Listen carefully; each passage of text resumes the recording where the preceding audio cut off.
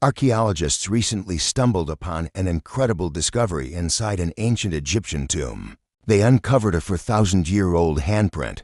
What's amazing is that it's over 13,000 feet away from the original owner of the hand. So what do we know about this incredible discovery? Let's take a look at everything you need to know. One of the most impressive things about ancient Egyptian burials is the sheer number of items that have survived the test of time. Many sarcophagi have been found with food and drink vessels alongside them. This was to sustain the person in the afterlife. But these ceramic items are so common that they're often overlooked by archaeologists. That's why it's always important to examine these pieces carefully, as one tiny detail may reveal something special. That's exactly what happened recently when researchers from Cambridge University's Fitzwilliam Museum in the United Kingdom were preparing for a new exhibition. They were working on a building-shaped clay model known as a soul house. These models were commonly found in ancient Egyptian burials. It was said that they provided the deceased's soul somewhere to live.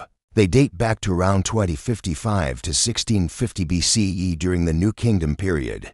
But it was only when the team started to clean the artifact that they noticed something strange. After removing dirt and other debris, they identified a 4,000-year-old handprint on the bottom of the structure. They believe this was left by the unnamed potter who made the item almost 4,000 years ago. The museum released a statement saying, "We've spotted traces of fingerprints left in wet varnish or on a coffin in the decoration, but it is rare and exciting to find a complete handprint underneath this soul house." If you want to learn more about ancient Egypt, stay tuned for more updates. The soul house itself is relatively simple, measuring just 2 inches tall. According to the museum, these structures weren't just thrown together. They represented real buildings and were designed to last for thousands of years. In fact, they were commonly buried with mummies, proving the Egyptians believed they would last that long. While there are several examples of these buildings in collections across the world, few show evidence of human interaction.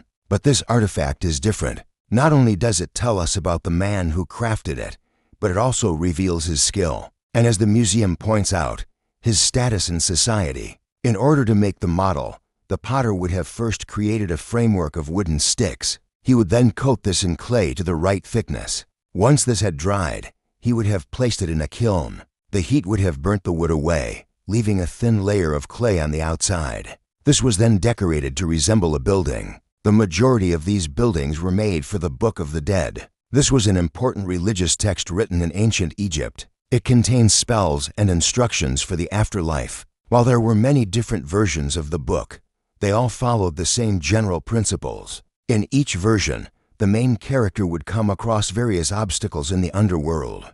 They would need guidance to pass safely through. The soul house may have been used to represent the hero's home, allowing them to rest after passing through the many challenges. What makes this particular artifact so remarkable is that it shows the human side of ancient Egyptian craftsmanship. Most of the artifacts found in tombs were made by anonymous artisans like this potter. Very little is known about them, but objects like these remind us that every piece had a maker. It also shows us how they worked, as the handprint was left behind before the item was glazed and fired. As Helen Strudwick explains, the handprint was probably left behind when the craftsman picked up the model to move it from his workshop. He would have needed to move the structure before the clay dried, but after making sure it was the right thickness. This suggests that whoever made the model had a good understanding of his materials. He knew when the clay would be strong enough to be moved without breaking. Helen Strudwick is the senior Egyptologist at the museum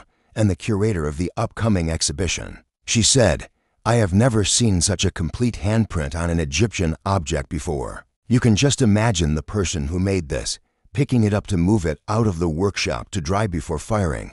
She goes on to explain why this is such an important discovery. Things like this take you directly to the moment when the object was made, and to the person who made it, which is the focus of our exhibition. While this artifact is now sitting in a museum, it was once a key part of a burial. It would have been placed at the front of the tomb, and food offerings could have been made on top. This could have been in the form of bread, lettuce, or even an ox's head. There would then have been a small ceremony where the soul house was blessed. It was believed that this would allow the soul to enter the structure and feel welcome. Each soul house was unique, and some even featured windows. Unfortunately, this example doesn't have any windows, but it's still very detailed. The team at the museum were able to learn a lot about ancient Egyptian craftsmanship. By examining the clay, they were able to see how it was made, how the colors were mixed, and how it dried. They were even able to determine where the clay came from. Surprisingly, it appears that the soil hasn't changed much over the last 4,000 years.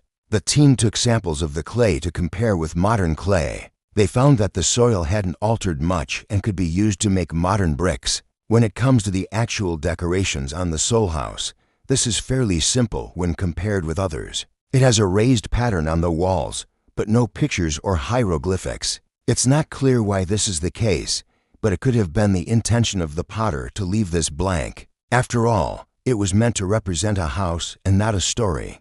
It may have been left for the owner of the tomb to decorate if they wished. While many of these soul houses were designed to be generic, some were customized. They were decorated with hieroglyphics and images to reflect the status of the person being buried. But not everyone could afford to customize their model. For many people, this simple clay structure was the best they could afford. It's not clear exactly who the handprint comes from or who commissioned the structure, but it's clear that not much has changed since the beginning of human history. We still value the work of artists and craftsmen, and we still take great pride in our work. In this case, the potter took the time to make a perfect handprint, even if it was unintentional. Looking ahead to the future of the handprint, it will soon be on display at the Cambridge Museum. However, it's unlikely that we'll ever know who it comes from.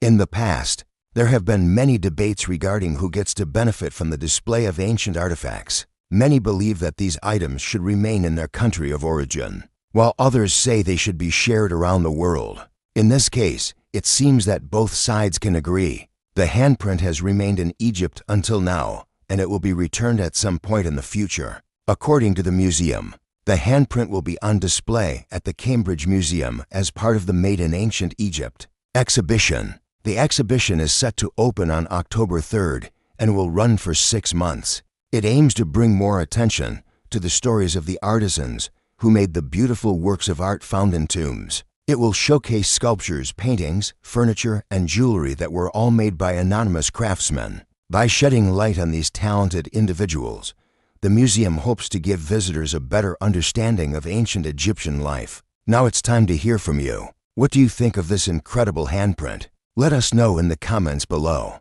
Before you go, be sure to check out more videos. Thanks for watching.